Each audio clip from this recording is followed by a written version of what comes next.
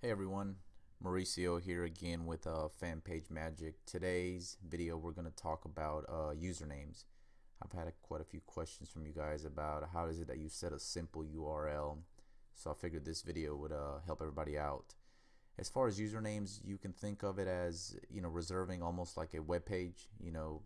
I guess in the early 90s, or excuse me, late 90s, whenever websites sort of started becoming popular, it was, the cool thing was to reserve, not the cool thing, but the thing to do was to reserve a URL. So, if you're a driving school, for example, like we see here, you want to reserve alphadrivingschool.com.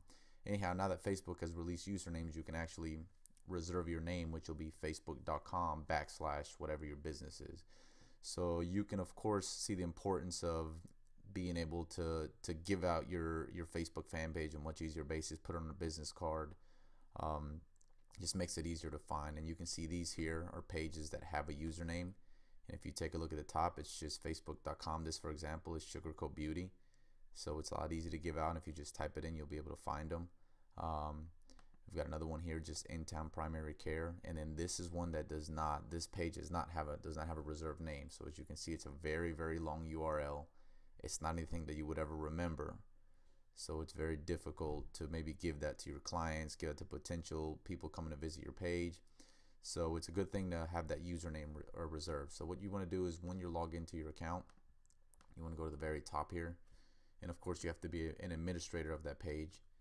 And you want to type in username, and then it's going to take you over here. So then you're going to pick the page that you want to check the username for. So a lot of these I've already got reserved, so this one I do not.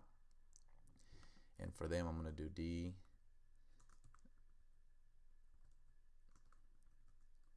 jewelry. And the capitalization on it, it's just my personal preference.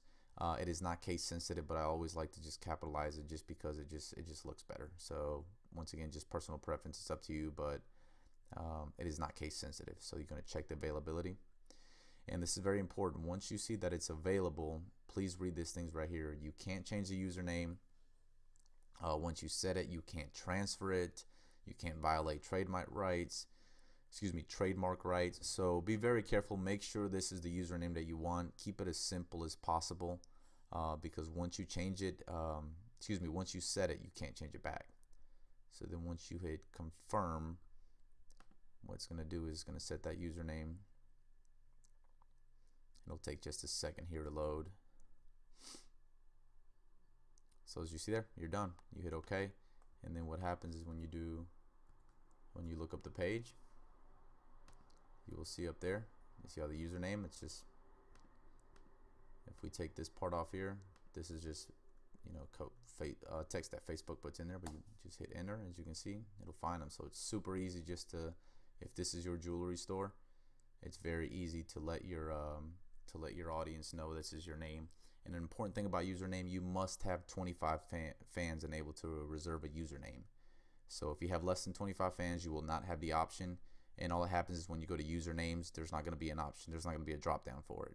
So you've got to have 25 fans in order to be able to do it. So that's how you do usernames. Again, if you guys have any questions at all, please do not hesitate to ask, whether it be on our wall or however you guys feel necessary. Hope this was helpful, and talk to you guys soon. Take care.